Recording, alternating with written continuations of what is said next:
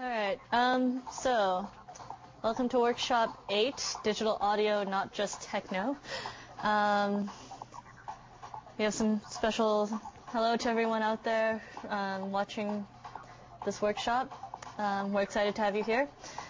So you might ask, what is this workshop all about? Hopefully we'll be able to look at the origins of digital audio and have some fun manipulating sound using our computers.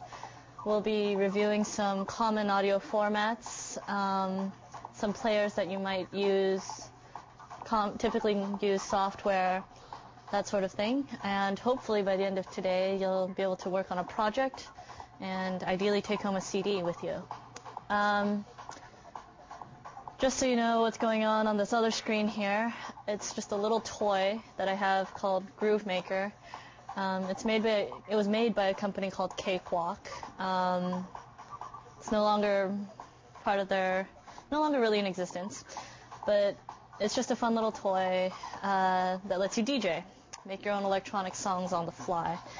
However, as I did say, today is not just about techno, so I'll just leave that up there for eye candy and move on to the meatier things. So I'm going to assume that everyone here has not really ever touched digital audio before. Me personally, I'm coming from more of a music student / composer standpoint as opposed to an audio engineering standpoint. As you can imagine, audio and sound and music covers a lot of different areas. Some main things to just know is that a lot of what goes on in digital audio kind of has influence from electronic music, because prior to the use of computers and the use of electricity, everything was acoustic. Sort of the two big inventions to keep in mind are the theremin and the MOOC synthesizer. The theremin is that high-pitched, eerie, woo sounding instrument you might have heard in a lot of movies. It's just an oscillator, has that little pole on one end, a little wire loop on the other. Depending on how you move your hands, you get different sounds. Famous example is in Beach Boys' Good Vibrations. And then the MOOC synthesizer was one of the, I don't want to say it's not really the first synthesizer so much as like what would be known as like the first commonly known synthesizer. And synthesizers are important because they synthesize sound or make sounds from non-acoustic instrument, basically so that you could use electronics and use signals to make sound waves that sort of emulate other sounds that we already know, or to create new sounds that we can't produce with an acoustic instrument. As for digital recording itself, that kind of started later on in time. So things like the theremin and the synthesizers, experiments with computers and generating sounds, that all started in the first half of the 20th century. But in terms of people recording onto digital media, you didn't start getting that until the second half of the 20th century, and I believe the pioneers in that were Japan and the UK. Not particularly surprising, but it wasn't really until the 70s and the 80s that the record labels started really getting that in there. And you might kind of ask, well, what is digital recording versus regular recording? Because it's all still tape, right? My personal experience is that everyone remembers cassette tapes. Well, some of the first digital recording I remember, there's DAT tapes. And that's still a tape format, but you could use that with different studio equipment and computers. Basically, record edit inside your computer, record and export out to the tapes, or input from the tapes, that sort of thing. I mean, now everyone's just going straight from hard drive, straight out. Sort of the catch, though, is that no matter how you start, no matter how you end, it's always going to end up acoustic. because what we hear is basically sound waves. And so digital is sort of in the middle of things. I mean, you can generate things digitally or electronically, but ultimately everything comes back out non-digitally. So just to wrap that up, in terms of the history, electronic music and digital audio come together through all the sort of different things you can do with digital audio, which are recording, mixing, sequencing, signal processing, editing, large gamut. But that doesn't mean that you have to be working in electronic music to be doing digital audio work. Unfortunately, even those folk singers, when they're recording their albums, usually the computer's getting involved in some way or another. So the only other thing is that now the way that people are pushing the envelope is sort of making music interactive. And music has always been an interactive art form, but getting computers into the mix kind of changes everything a little bit in terms of what you can do, how many levels of interaction you can have, and the ways people interact. So then, getting even more to the root of things, what makes audio digital as opposed to analog or acoustic or whatever? Basically, sound is waveforms, little just up and down oscillations, and basically when you digitize a sound, it becomes electrical signals, these pulses. For anyone who is here for the wireless LAN sections, Ray had mentioned talking about pulses, the bits, ones, and zeros going up, on and off. That's what you're basically translating these sound waves into. So then the only downside to translating these things into pulses is that the spectrum that you can work with is narrowed. Basically, when you're working in most digital audio interfaces, you're going to be limited to working from 20 hertz to 20 kilohertz, which is pretty good enough. I mean, that's what the human ear can handle. So unless you're making music for dogs or dolphins, you probably only do need those frequencies. Just for reference, we talk about the frequencies as hertz and kilohertz here. However, we will also be talking about sample rates, and we'll be using the same terms. Don't mix the two up. I won't go into the technical details of things, but just know, not necessarily the same. So then you might ask, well, why would you want to use a computer? Easiest thing, just recording your sound and storing it. I mean, maybe people remember little voice recorders or cassette tapes or even the old vinyl records. You know, that's bulky media, and once you print it or record it, that's it. Done. Well, cassette tapes you could rewind and re-record over, but nonetheless, you know, it's like physical medium. When you have a computer, well, you put it on your hard drive, send out the file over to your friend in Timbuktu, change it, rework it, get it back. So recording into your computer makes the next few steps a lot easier. Mixing. Mixing is probably what I imagine a lot of people have fun doing. Mixing and sequencing, and maybe editing. Mixing, simply put, when you have different audio tracks and you layer them in different ways and then you combine it into one track. This is particularly good for when you're creating a song. You might have a guitar, you might have a drum kit, and you might have a kazoo player. And while it's nice for working purposes to keep them separate, when you want to burn to a CD and send off to friends or something, you ultimately need it in one track or one file. Sequencing is when you're synthesizing or creating your own sounds for use. You may usually refer specifically to MIDI, musical instrument digital interface. It's that You may have seen the cables. It's that strange big round port with all the pins in it. You might have heard of a lot of it in the 80s when everyone suddenly decided, oh wow, we can start using electronics in our music, using MIDI and import, the sounds into these computers through these ports. It's really nice when you're trying to create a song, but you just don't have all the instruments, or you don't have a lot of space, because MIDI will take up less space than an audio file that's been recorded. And there's some instruments that work better as MIDI. For example, piano sounds are really easy to reproduce using MIDI. You can get pretty decent strings.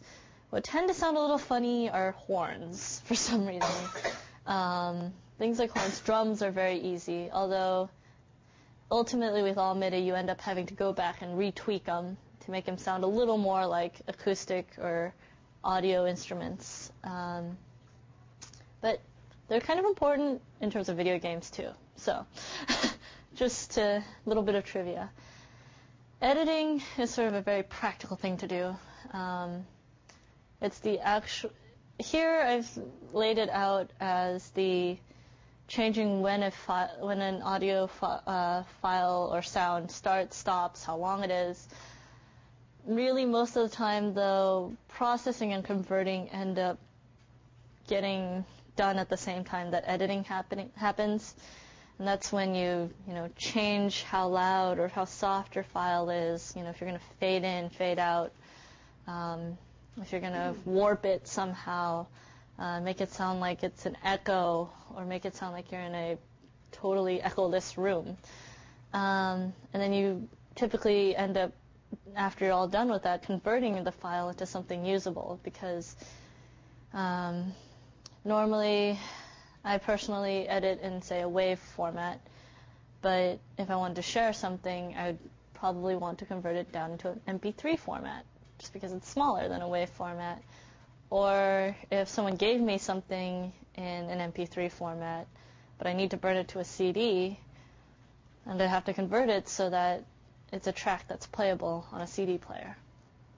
So then, speaking of formats, we have audio file formats and quality. So on Wednesday, we had been talking about compression and lossless and lossy in regards to graphics. Well, same thing happens with audio, because basically compression and loss or retention of data happens all over the place. Specifically here, you have three main forms of compression, or non-compression, so to speak. Pulse code modulation. That is the format in which you probably want to do all your editing and processing and not conversion necessarily, but editing and processing, manipulation, and ultimately when you burn a CD, those formats are probably what you'll be saving as. So WAV for Windows, AIFF for Macs. And then the next level down are lossless formats. And here we have True Audio and Free Lossless Audio Codec. And that's pretty... I mainly personally use that for using digital video, just when you need to be able to maintain clarity. And then there's lossy, which is a lot more popular, mainly the famous MP3 for trading files.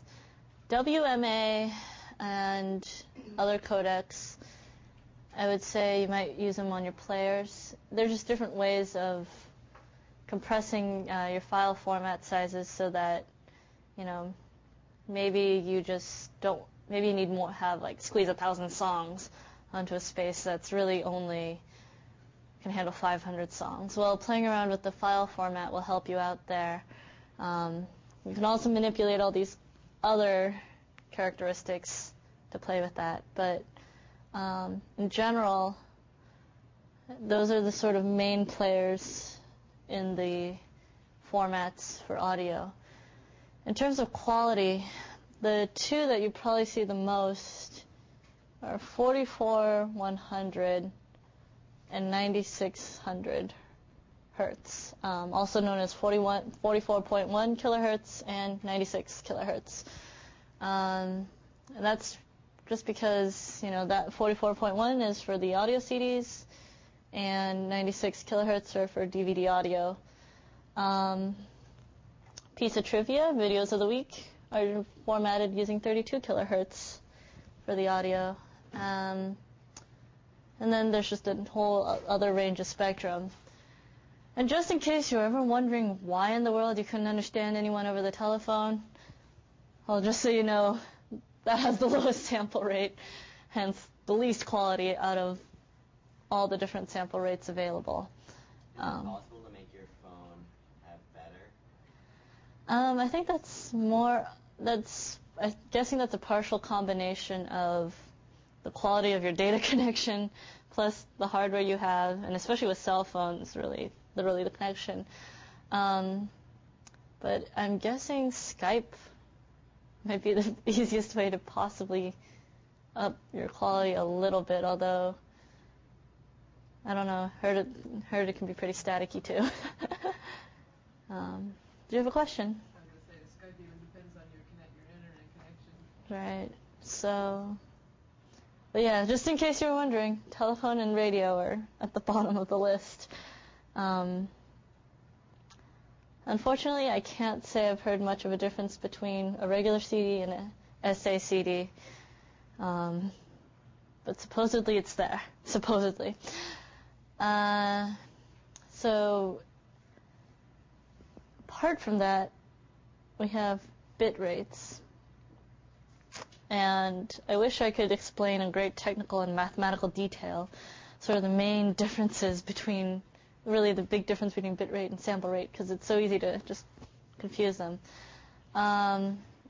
Just sort of take literally the definitions on the notes.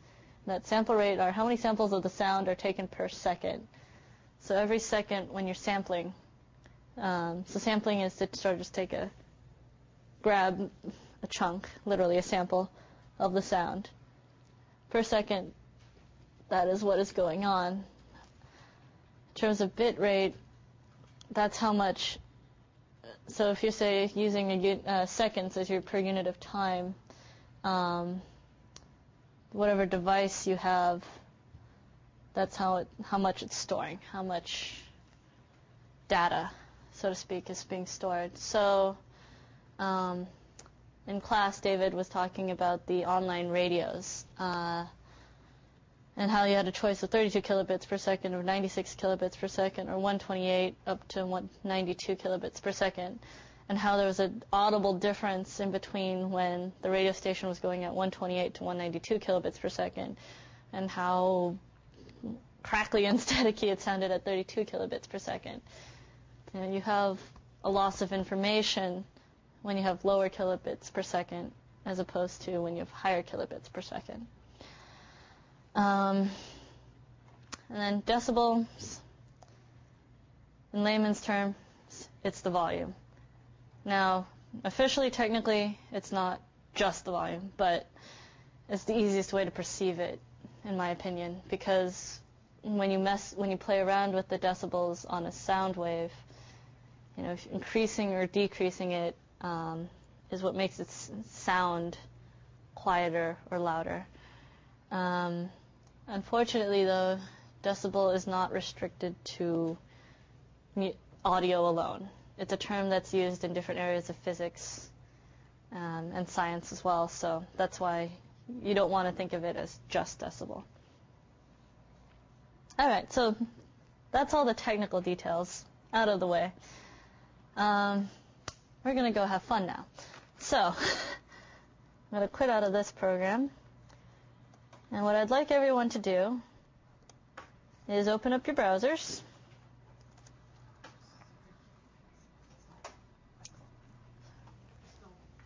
Still processing. Hoping at some point it would come on. Oh dear, oh dear. Let's see if we can find you another computer. Oh dear. Let me see if I can log you onto this back computer here. Sorry to move you around like that. Thought it would eventually come up.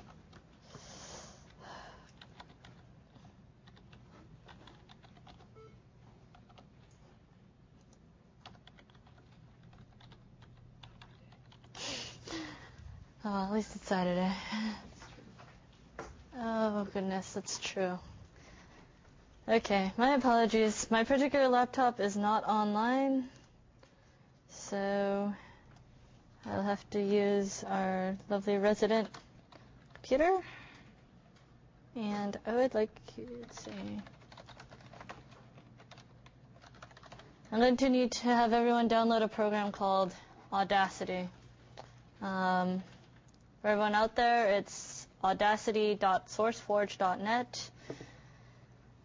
I am not promoting or endorsing a particular program over another. It just happens this one is free. So for any novices that might just want to have some fun playing around with audio editing, this is a good program to start with. So just pick a download from any of the different sites.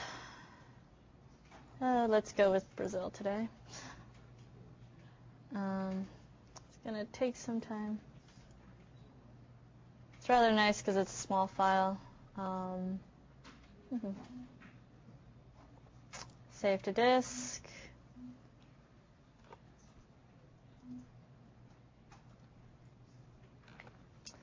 And when that's all done, just double click and run the setup. And while that's going, Wait, which version? Beta or? I would suggest going with the stable, just for today.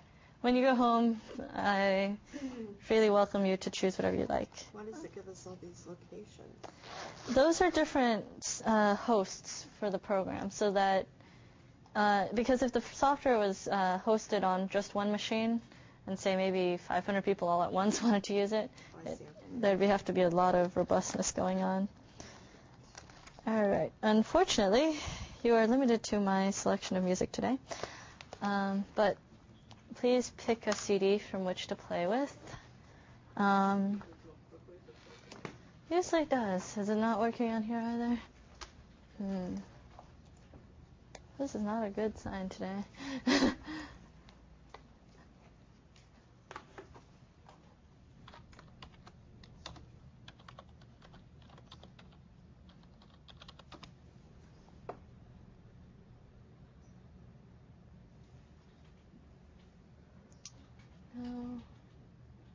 I wonder if it's just going crazy because... Oh, there we go. Awesome. And unfortunately, I don't have any CDs in here, but hopefully they'll be so kind as to pass it on to you. So we need Audacity and...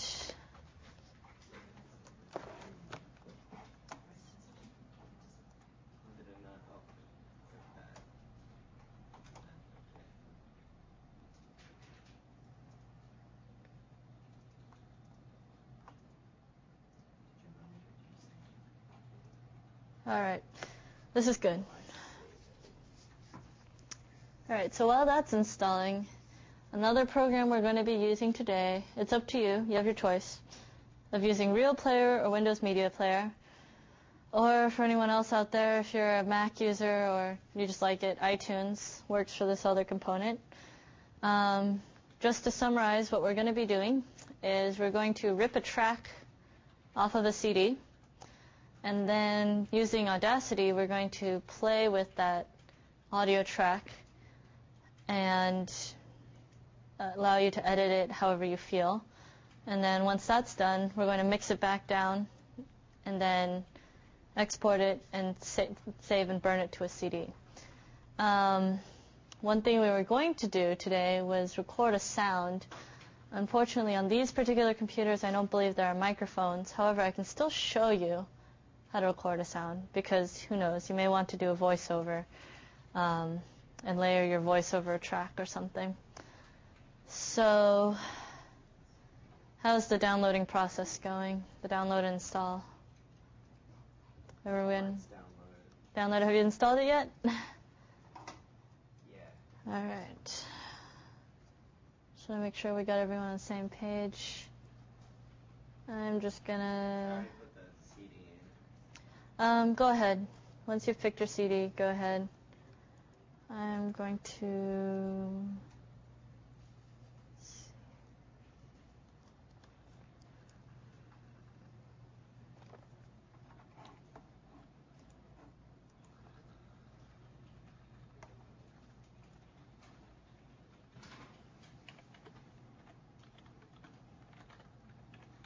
Wait, what should I use to open the CD? For now, just do open as Windows files. Actually, you can say ignore.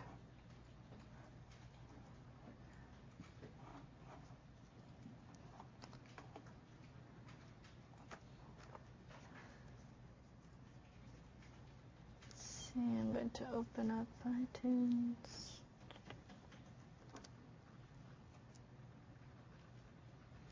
So I'm just trying to open up some multiple programs here so that you can see the different options you have in terms of ripping a CD, so to speak.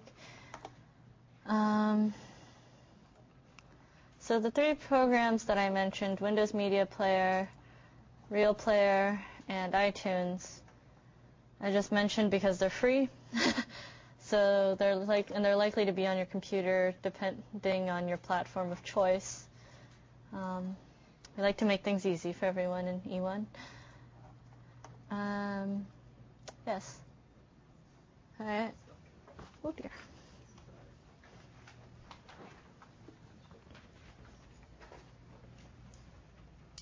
Oh my. Yeah. Would you mind sitting with? Would that be all right with you? I'm just not sure why it's fritzing out today. All right, we might have to have everyone up their volume on their computers just for today. Otherwise, it's very hard to hear what's going on. So if you're a Windows Media Player, they make it very easy for you right from the beginning. If you look on the screen, there's a RIP button. I seem to be behind. All right. I just close it again. Put the CD in, but I don't know what to do next. Just hit cancel for now. Okay. And why don't you go to start? And we'll have you use Windows Media Player today. So go to Programs and go to Accessories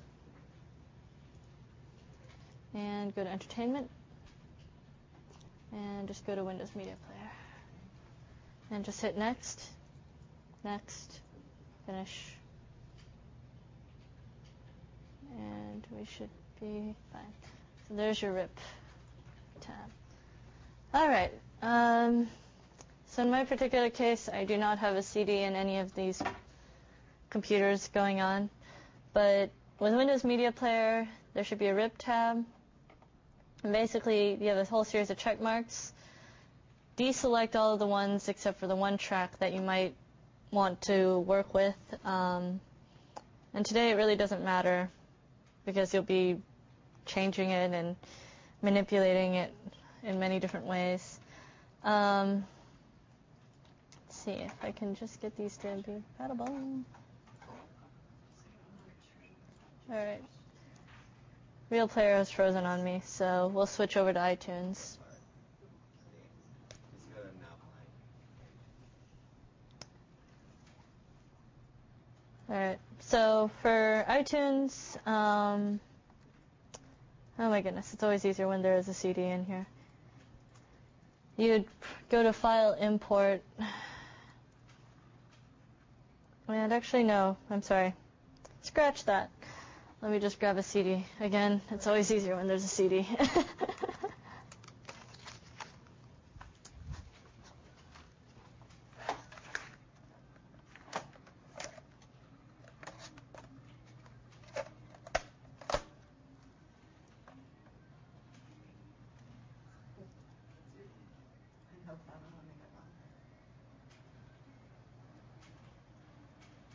All right, so here's what I was trying to show in iTunes.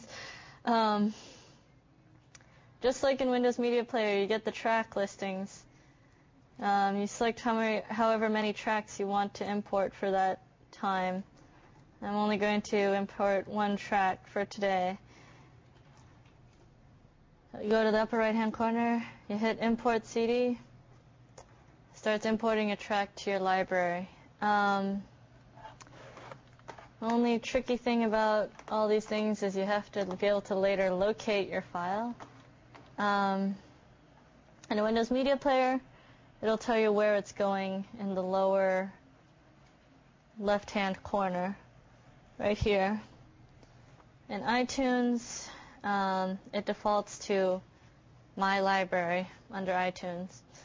You can always go back and change where you want things to be.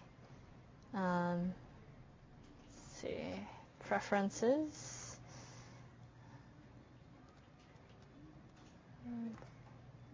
There we go. So in iTunes, it's under Preferences and Advanced.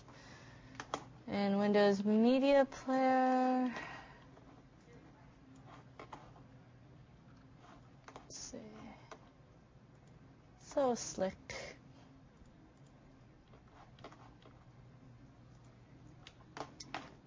Yes, full screen mode is much better. But for some reason on this computer, there we go.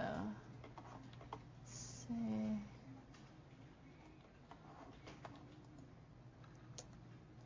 Okay, looks like I'll have to open up Windows Media Player elsewhere.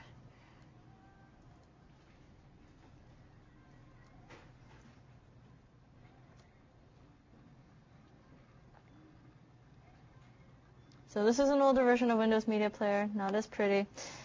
But the useful thing here is Tools, Options, Media Library.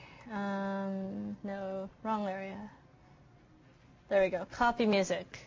Copy Music will let you decide where you want your files to ultimately end up. So two areas that are important to know. While we're at it, might as well pull up Real Player.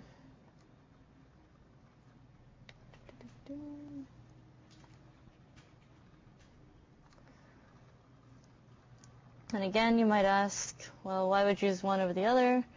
Quite frankly, it's a personal preference on your part. So these are just three of the players that will do this for you quite nicely. It wasn't always so easy in the past. So does everyone have Audacity installed by now? Alright. Now, unless you have had your settings set otherwise, your track should have exported as a wave. However, okay. If you are working from Windows Media Player, you will default to Windows Media Audio, which means that you may need to convert your file format. And that's hence one reason why to choose one player over another.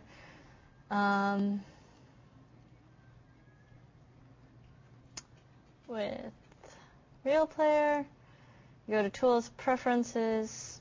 This is where your file locations are, and the media types that you can play. Oh my goodness, no, it will ask later when you are asking to burn or transfer.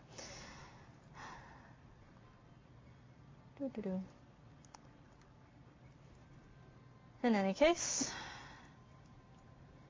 if you are in Audacity, please go to File, Open, and go track down your file that you have just ripped off your CD.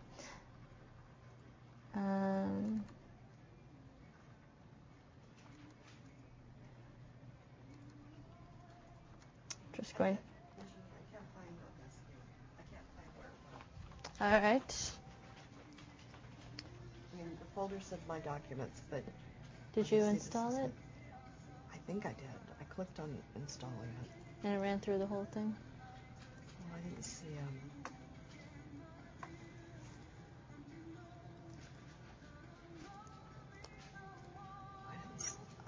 I didn't see a box. All right, so the question is what to do when you've installed something and you can't find it. Always nice thing to do is just run a search.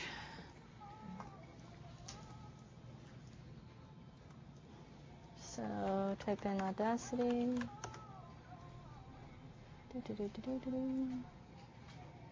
There's the installer.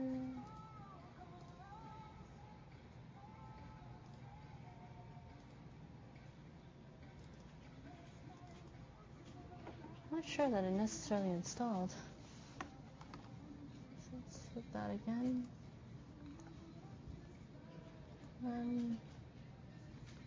Did you get all this? No. Okay, so this is the actual installer. No, I just said I wanted to save it and then Right, unfortunately. it said finish. Right, unfortunately, saving and finishing does not install it for you, which would have been very convenient. Sure, it's a temporary thing. Okay, so this is Audacity for you. Okay, while you're here, I didn't, the Windows Media Player, where do you find tools? Okay, hit that maximize window. Oh, It's okay. hidden. Oh, okay. Wait, so when I went to go import it, it's Audacity. It says it can't support. Right. Okay, so this is what I just remembered was the tricky part about Windows Media Player. Like many other Microsoft Microsoft software, it likes to save to a format that Microsoft has created. So Windows Media, WMVs, for example, are an example of that. If you can find it, I would suggest opening Real Player then and trying to rip the track off that way. So my apologies to everybody who just went through Windows Media Player with great optimism, hoping to get their track off their CD. For this project, a particular project, it seems that we'll have to use iTunes or Real Player, just in terms of the commonly available free players. So, just see if I can get everything to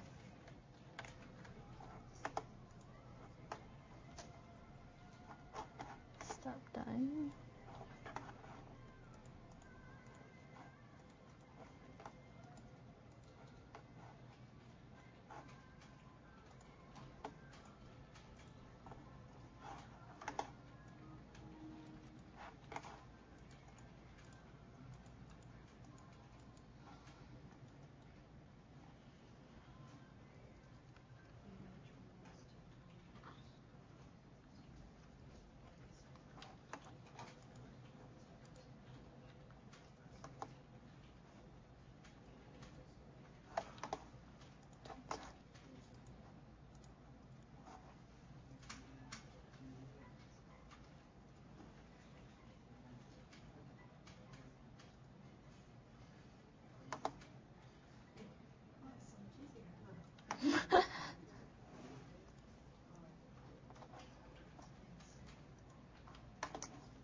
I hear some good noises being made. I take it there's been some success.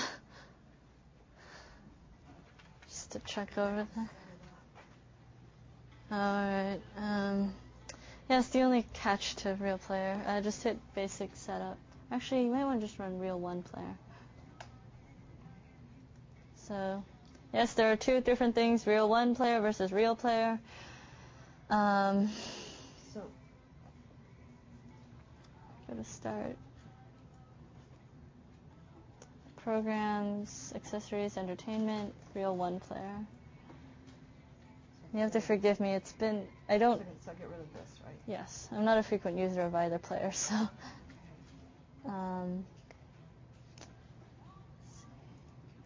hit View.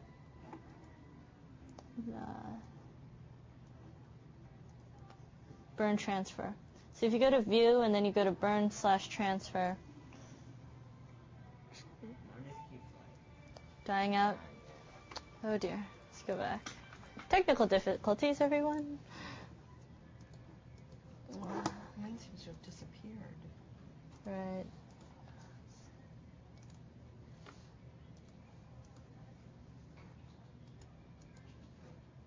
Oh dear.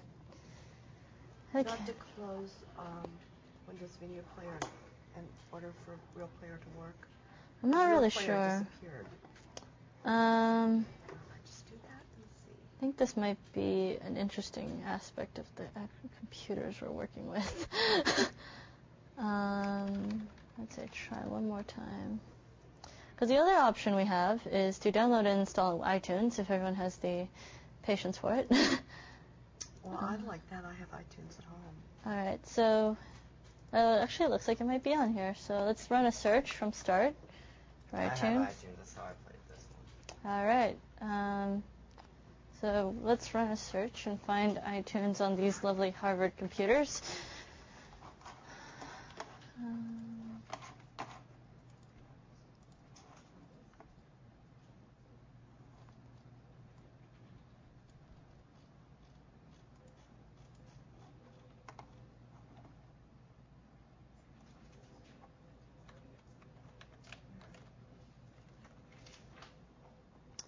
Alright, so iTunes is under Internet Software from the Start menu. Oh dear. Do not want to install there. Actually, yes. iTunes! We are saved. So Start menu, Internet Software, iTunes, Configures, so on and so forth. Thank you to everyone bearing with us. Well, I ended up at the iTunes store. Think that's okay? That's just sort of what it just pops open to. Yes, I agree. Next, next, next, next, next. Alright.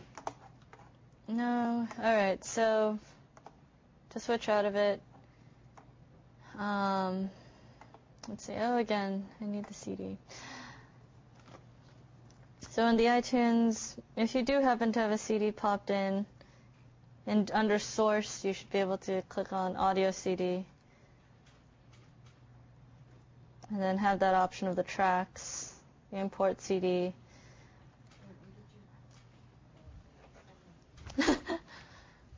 iTunes on both screens. Where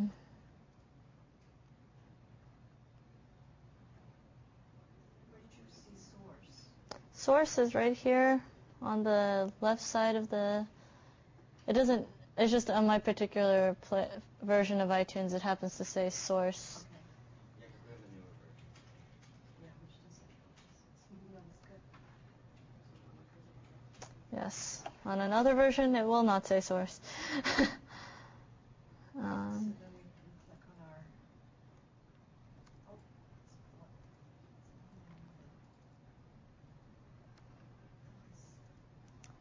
Now, just a quick note before you all start importing your tracks. Please go to Edit and Preferences so that we don't have the same problems again. Edit, Preferences, hit the Advanced tab, go to Importing, and for this purpose, because we're on Windows machines, Wave Encoder. So import using Wave Encoder. Hit OK. And now you do your importing, exporting, so forth. error occurred. Let's see. Yeah, me too. Okay. We have the lovely situation that we are not authorized.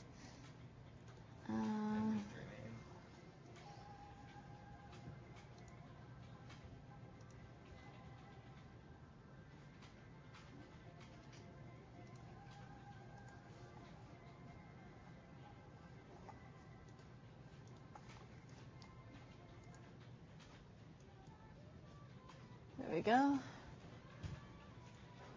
Should do that. Cool. All right, so just hit the little checkbox, and then on this newer version of iTunes, the Import CD button is on the lower right-hand corner. All right, so you'll most likely find it under My Documents, My Music, iTunes, album name, and then you'll find your file. Buried very deeply.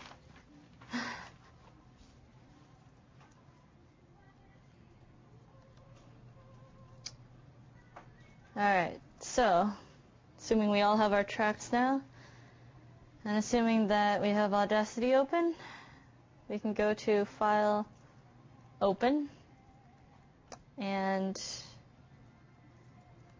it'd be under My Documents, My Music, iTunes, iTunes Music. Just going down through the layers.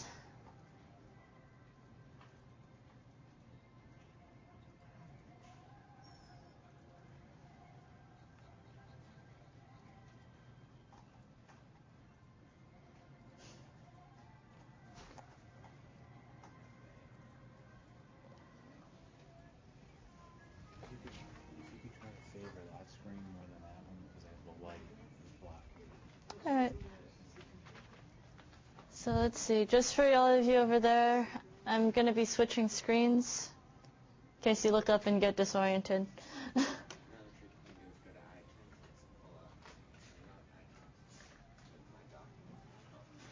just as My Documents isn't here. All right. Actually, here, just go to My File. Open.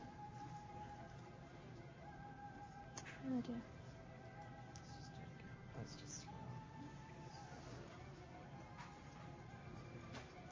Now let's say close the real player. Actually, allow me to look. Oh. Yes, it's a lovely.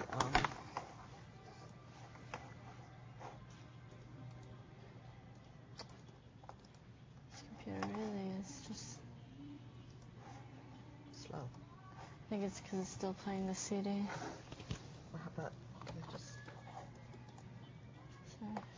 Didn't mean to bump you around there.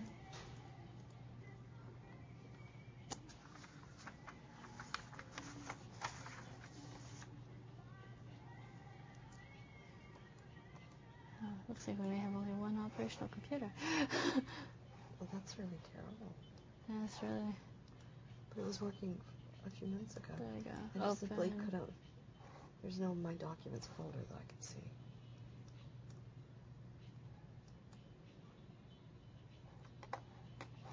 Which is where it's supposed to land it, right? Right.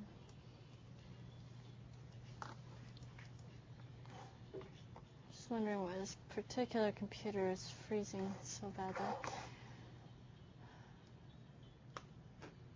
Do you need to switch tapes? We got another 10 minutes left on this one, but if you want, I can. Probably. We're just having some problems, a lot of problems with computers today. Might as well just switch now. All right. Or stop it and do the 10 minutes when we start again. Leave it up to him. It's up to you. What you. We're just going to be spending the next few minutes trying to fix this computer, so. Okay. Well, I'll swap tapes.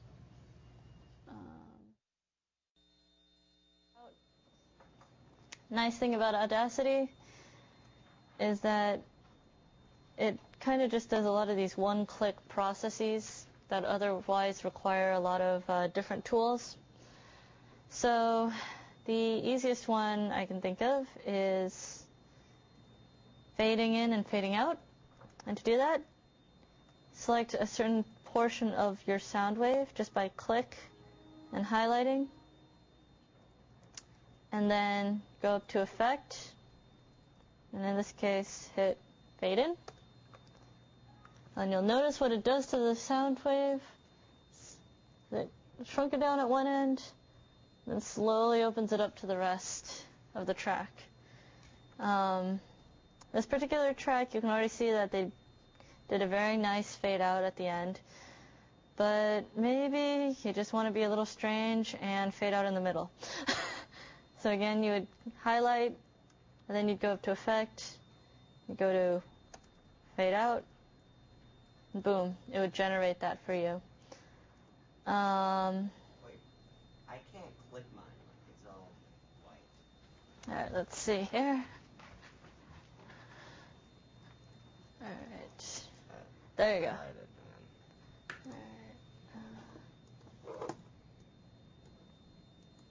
Oh wait, is this an MP3? It's a wave. Okay, should be working here. So, Oh, mine must be an MP3 because it doesn't look like it is. oh no, it's just it's a different song. The sound okay. files will look different because they're a different song. But his has Two tracks. yeah, Well, 2 tracks and mine is just 1. Does that matter? nope.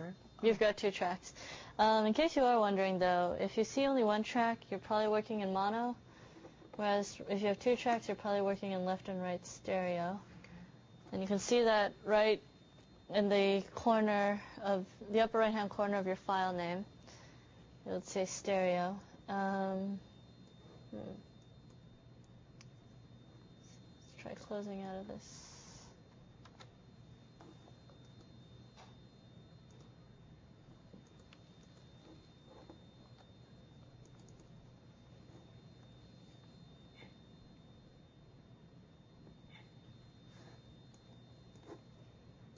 There we go. All right. Another technical difficulty stomped on and eliminated. Excellent. All right. So, because it seems that people have brought their nifty headphones, other useful things to look at. If you highlight and select a certain chunk, you can go to Edit and you can cut, you can copy, delete, you can silence it, basically cut it out entirely, but without actually cutting out that particular part of the sound wave. I'd like to see everyone at least cut out some part of the sound wave and then make a new track. So you go to Project, and then you go to New Audio Track. And this one is in mono, so let's go back and let's make a new stereo track, just to keep consistent. And then go up to Edit and paste in the chunk that you've cut out. And then using the, let's see, selection tool, yes, it's a little tricky because when it's a cursor, it's just a highlighting tool. But if you move to the side, it becomes the move tool. Click and actually, hold on. Looks like we have to select it and then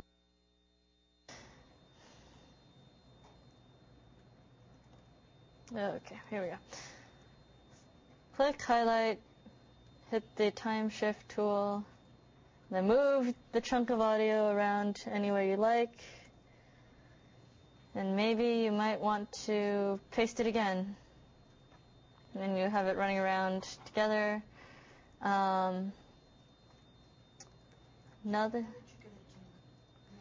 You click and you highlight the area that you want, and then you hit this double-headed arrow time shift tool, and then you move it around on your screen. How did you get the double-headed arrow? It's right up here in the upper right-hand corner. Oh, you're welcome. All right, so that again, cut and paste. You're in selection mode. You click and highlight, and you go up to Edit, and you can cut right there. And then to paste, you go up to Project, make a new stereo track, find the place that you'd like, and hit Paste.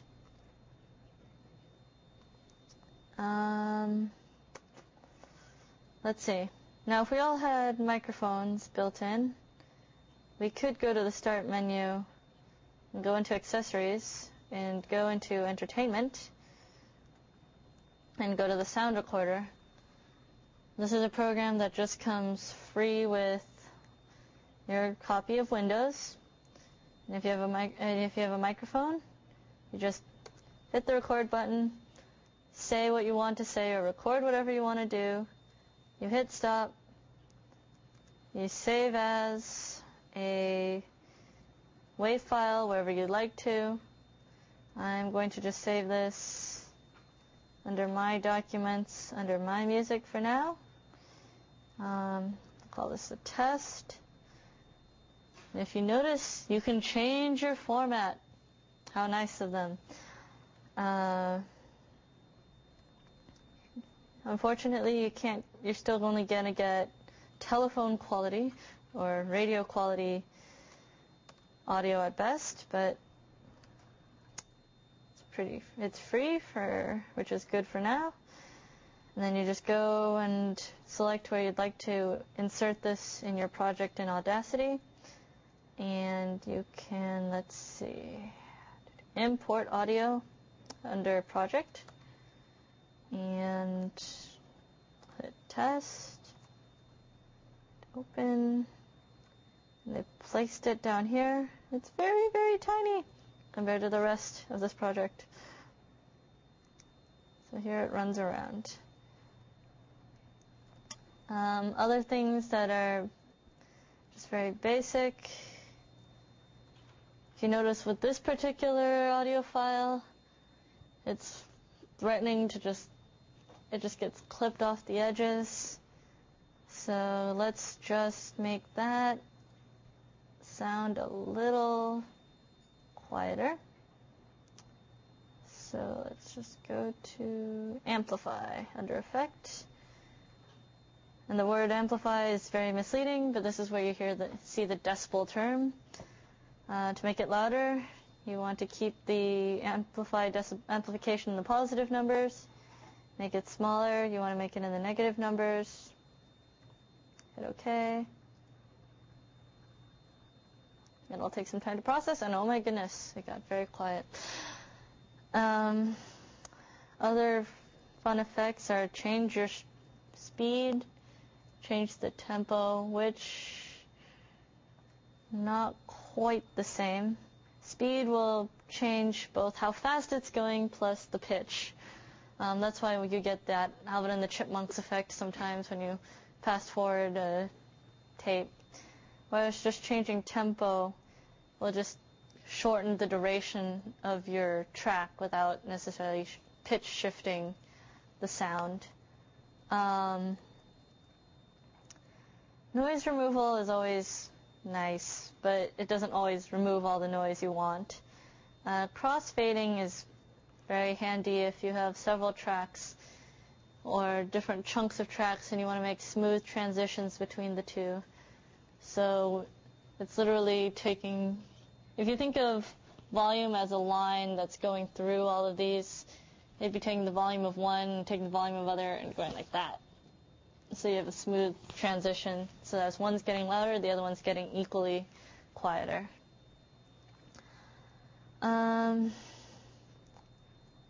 So as you can see, there's many more options to play with. I'm going to say take about 2 to 5 more minutes to just play around. If you feel like it, you can go and rip another CD track and mash them up together. That is a valid technique, mashing up these days apparently, where you take 2 tracks that have nothing to do with each other and mix them into one song. Can you play that now? Is it going to play all 4 tracks of that with the voice coming in? Unfortunately, yes. So, to go over what you just have done,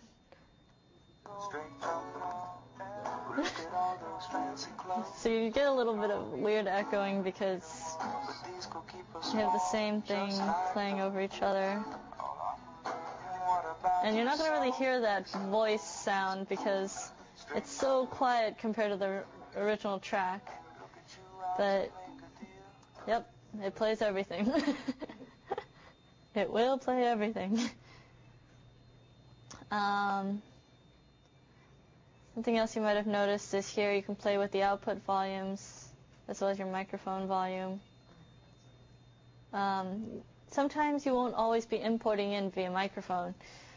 Depending on your setup, you may be able to import directly from like a CD player or an instrument or another hard drive or recording device. But usually microphones are the normal input device. So Audacity is very kind. Besides letting you save your project as an Audacity file, it also lets you export right from the get-go as a WAV or an MP3 file. And it also lets you choose whether you want to export the whole thing as an MP3 or WAV file, or if you just want to export a small chunk.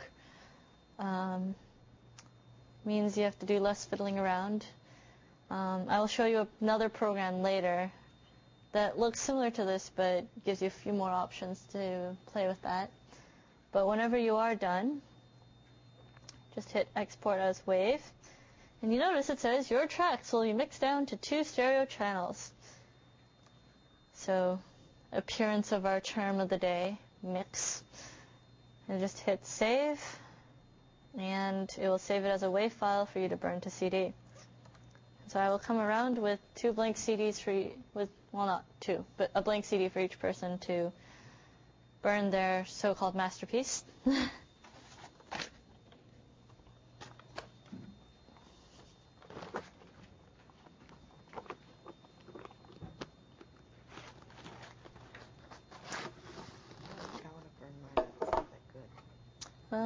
Might as well burn it, just so you can see, like, this is what I've done. Conversely, you could also burn your Audacity project CD onto a CD. Would you like a CD too? What's the digital format for iTunes if you wanted to import it into iTunes if you made something? Well, iTunes is just a player that plays different file formats. So, MP3 be compatible with that? yes, it definitely plays MP3s. And it plays more than MP3s, but yeah. Play WAV file. Yeah. Although Macs in general, and so possibly iTunes, might prefer AIFF. But in terms of usage, like the way you use them, a WAV file and an AIFF file generally might as well be the same.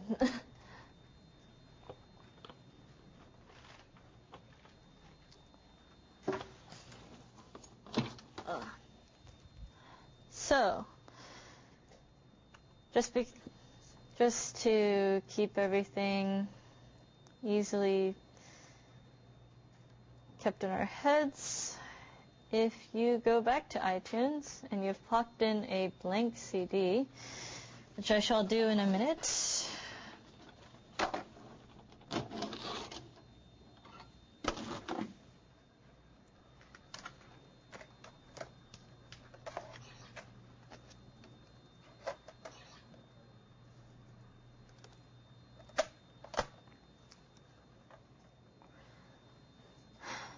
when you get into iTunes, if it detects that you have a blank CD in your computer, let's see, it should ask you, what would you like to do with it? Say, I'd like to burn it, please. Though I haven't done that here.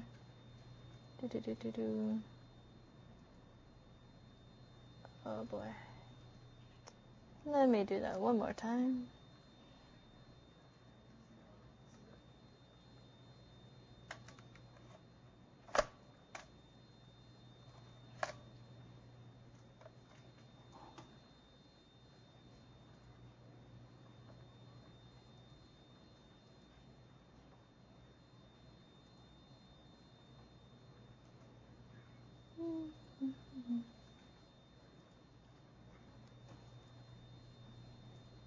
Okay, insert a blank CD. Alright. So for this case, you have to create a new playlist. You add your track that you have created. Let's find that track.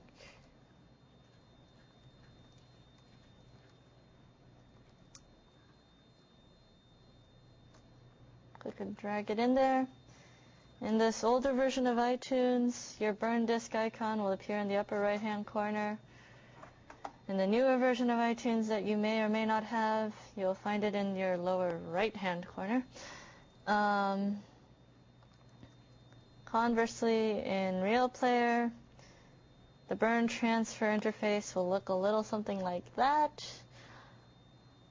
Ultimately, basically it involves dragging and dropping in the tracks that you wish to burn and hitting the Burn Your CD button. So if there's anyone who needs some help with that, come take a look. Alright, looks like everyone's still. So let's see, you'd have to pop in the CD first because it won't detect it otherwise. I'm having trouble like pasting things in. So you just click it in, go to edit, paste. Did you copy something first? Yeah. Let's see. You can do just Control V too. Well, did you hit the highlight something first?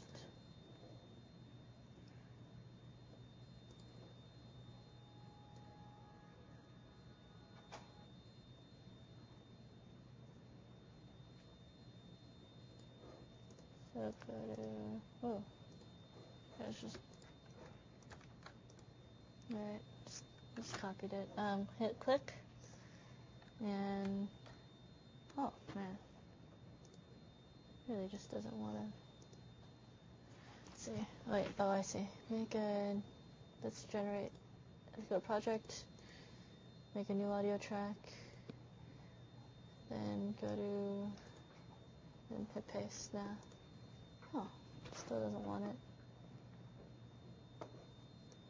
Oh, there it is. Alright, there you go. Do you see the burn disk icon? I mean, I don't have. Alright, so we have to make a new playlist. There's mine. Okay. Well, it was on the other page. Is it this? That one, yeah. Did you export it as a... As a wave. Okay, there you go, right here. Wow, how'd that happen? Okay. It just happens. It's magic software.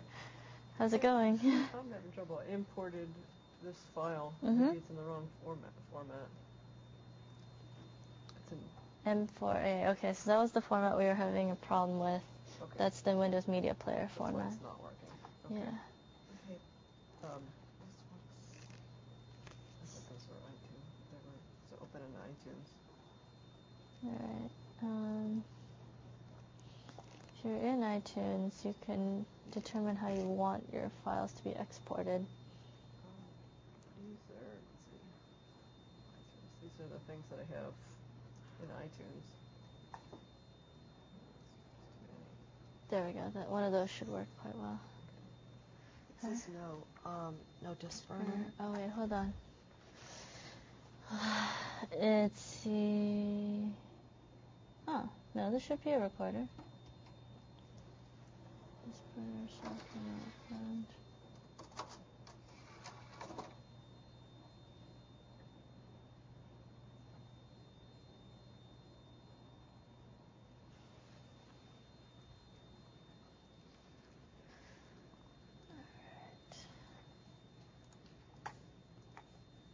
It's really okay. I don't need the CD. Alright, now I think.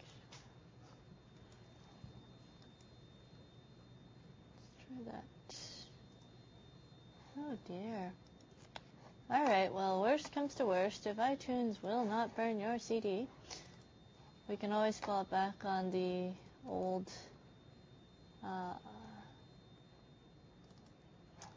good old CD burner. Although save it as a data CD as opposed to a music CD. Really? Yeah. Not sure. I wish I knew why. But that's just the way it happens to be with the default.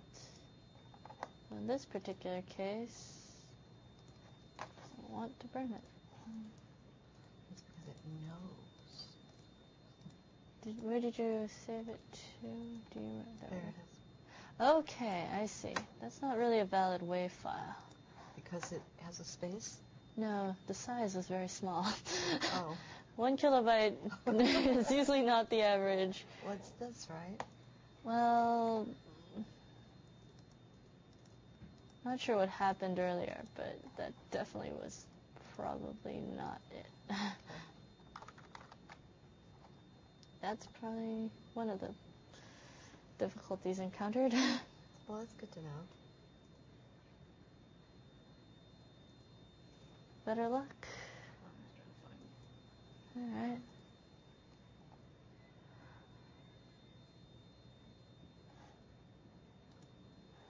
Alrighty, so let's see if that works any better. Okay.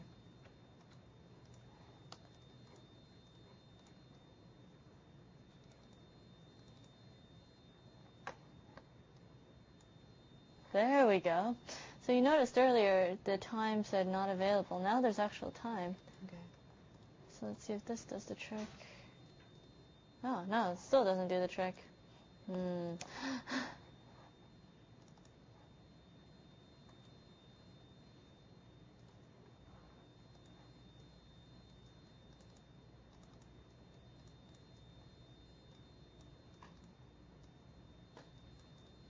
There we go. These files to CD. Alright.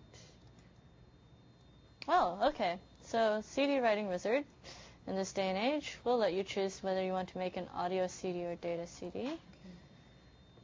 Alright. And it works in conjunction with Windows Media Player.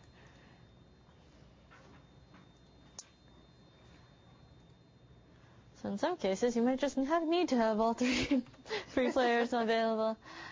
If one doesn't work, the other one does. All right.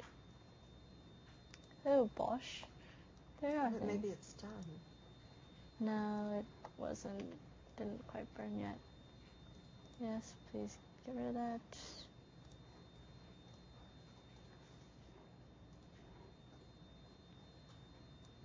All right. Wait, how can I move just half this that I copied? Do I have to like copy it again? What do you mean? Because I just copied this and put it here. Okay. And I copied that and put it right in front of it. All right. And now they move together. Okay, what you can do is click where you want to cut them apart. So use the selector tool. Go to edit. Should be able to split. You may need to highlight the section that you want to cut in half. Go to edit and go to split. There we go. Move them around now. Okay. Well, all right. Sorry. It's okay. This is how you would burn a CD, though, for your personal consumption. And do you think if you went home, you'd be good to go, or? Probably. I mean, I'm really more interested in knowing what I need to buy in order to have interviews on my website. All right. Okay, let me get back up there and see if I can do some browsing for you. I assume I buy a microphone. Do I buy a microphone for my iPod or what? Let's see. My actual personal suggestion. Okay, so the question we have here is a tangent from the original syllabus today. Actually, I can't use this today, so let me just switch the screens around one more time. So the question is, what if you want to do some field recording, particularly digitally, because you want to import it into your computer? I would actually recommend getting a separate digital recording device. Is that It, like many other technologies, it's variable. Let me just find the digital recorders. I mean, the cheapest thing to do is to get the, they have certain, whatchamacallits, flash MP3 players with built-in digital voice recorders that will store up to 1 gigabyte to 2 gigabytes of space. So, and those can be as cheap as $50. So you get an MP3 player plus a digital voice recorder all in one. I know I can buy a microphone for my iPod. Mm-hmm. So that seems like that'd be the way to go. Then that would be the cheapest for you. And so then I can take the MP3 files and use Audacity and edit.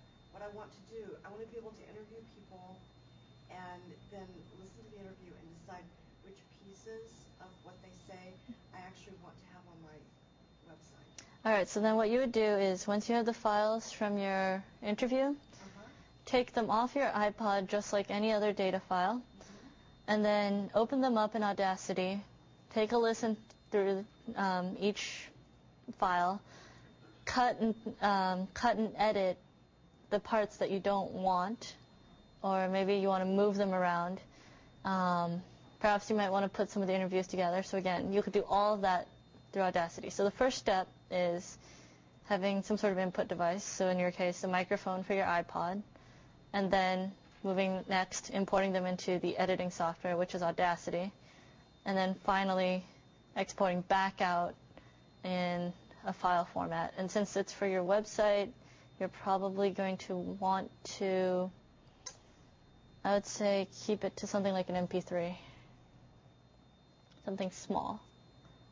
You can also save it. As a QuickTime, but that would involve converting from either the WAV or the MP3 file into another form. So if I want to save the whole file, I mean, I don't want to keep it on my iPod the whole time. So you just away. So I can just import into Audacity and save it the whole thing as a file and then do it. I would suggest taking the file from your iPod and saving it to your hard drive on your computer. Yeah. And then just deleting. Save it as an MP3 file. It's going to be up to what format it's recording in is up to your iPod. So you may have to look at like your manual for your iPod to see. Okay. Right. Yeah. I mean, or look online, but you're going to have to fiddle with your preferences, and there may just be one default setting for it. Okay. But really, it's up to your device. Okay. Thanks. Oh, you're welcome. All right. Let's see. Looks like everyone's still clicking away happily. Do you have another question? I assume that the same theory goes for, I have albums at home that I'm tired of lugging albums around, so I want to convert them to digital. Mm-hmm. So basically playing them on the stereo through your receiver? No, it's much simpler. It's just like what we did today, which was just rip the tracks off the CD using... They're in albums. Vinyl. Okay, when you have vinyl, it gets a little trickier. There are some special converting devices you can use that, you can hook your turntable up to your computer via USB. If you don't mind doing it, you can always just get a piece of recording software for your computer, especially if your computer has like a built-in mic or something. And it won't be the highest quality, but that's the fastest way, is you just, while you play the album, you would record in what's being played. However, the problem is that, if anyone's walking by or, something comes falling down, that'll get recorded as well. What might be easiest in some ways is just to go to a recording facility and have them convert your vinyl into digital format. You can't just output from the receiver to the computer. You could by a wide variety of cables, but it would require different pieces of hardware and different interfaces. Usually it would probably involve a mixing board, which just might be farther than you want to go into. But yeah, vinyl or cassette tape to digital is probably the hardest conversion out of the different kinds of conversions you can do. CD to digital is obviously the easiest. Trying to get rid of all the albums. Right. I mean, in this day and age, it might almost be even cheaper to just find the MP3s, like an MP3 album online of those different albums, and just buy them and download them. And then it's right there, right off the bat.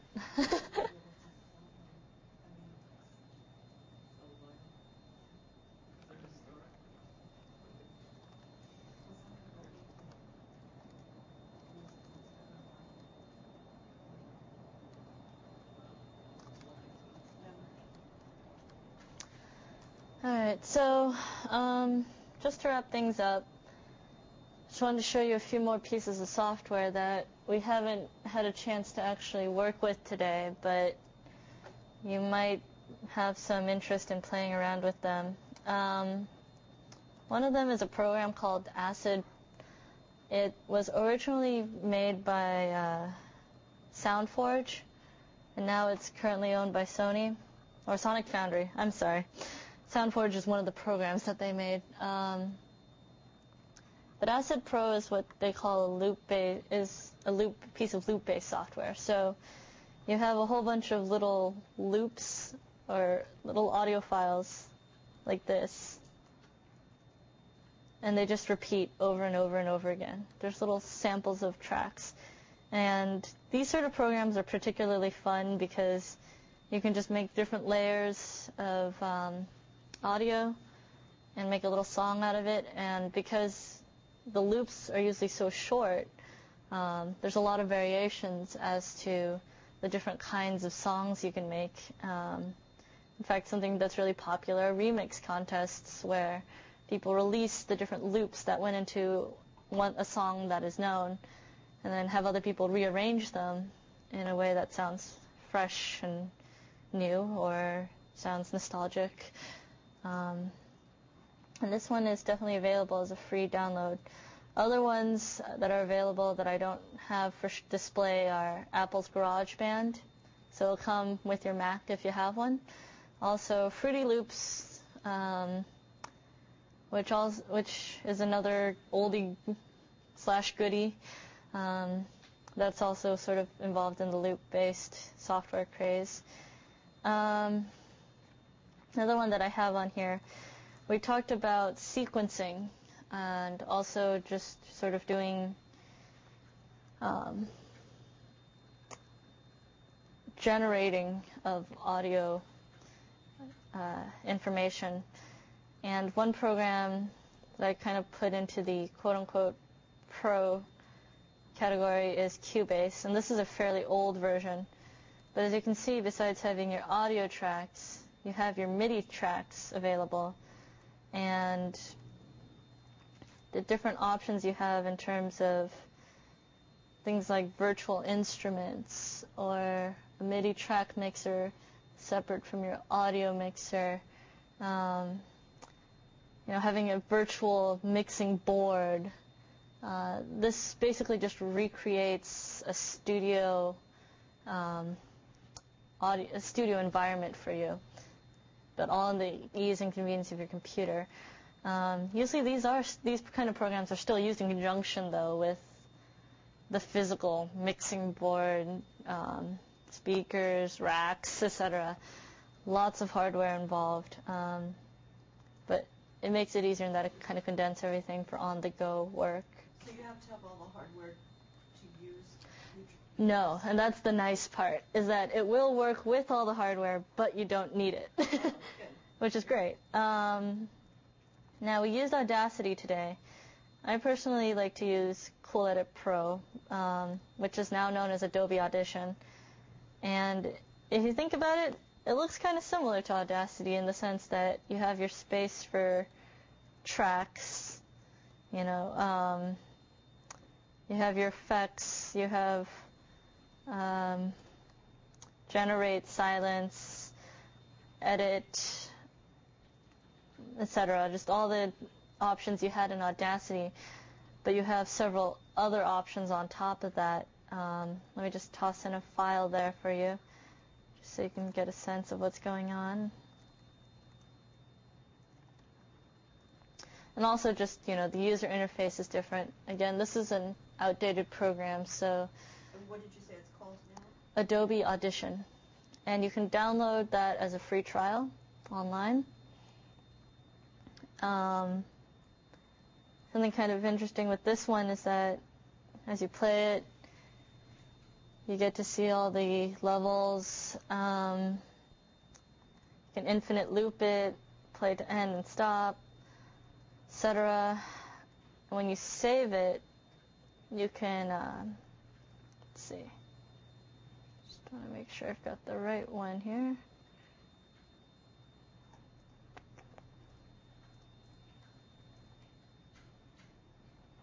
Save session as cancel.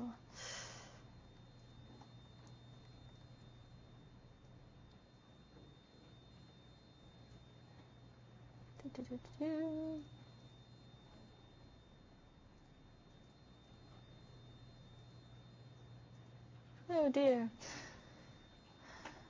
Please bear with me. It's been a few months. No, I'm just teasing. Save as. Alright. So whereas Audacity gave you about 3 options, in this particular program you can see that there's at least a good 10 different audio file options.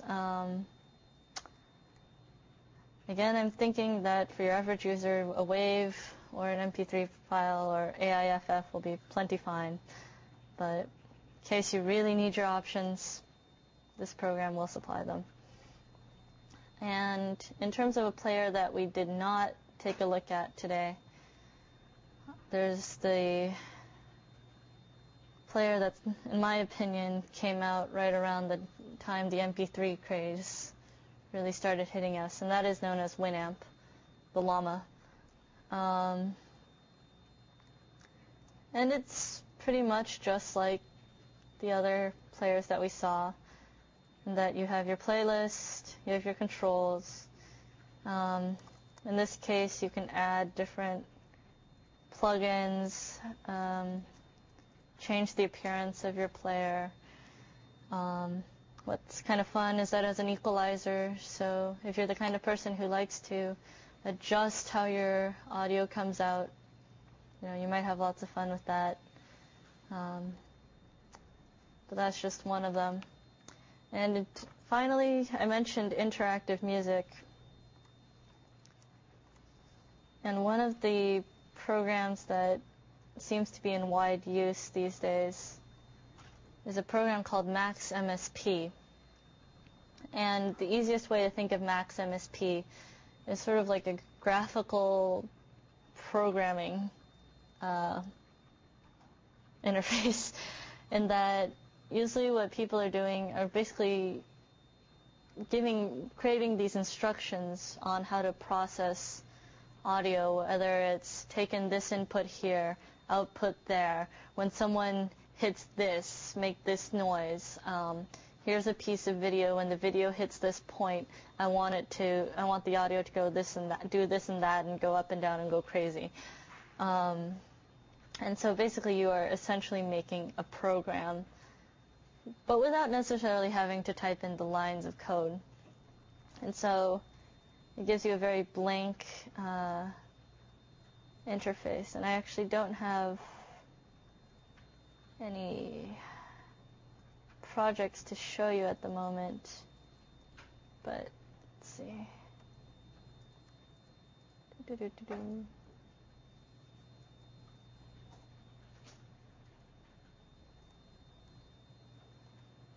So basically it makes things called patches.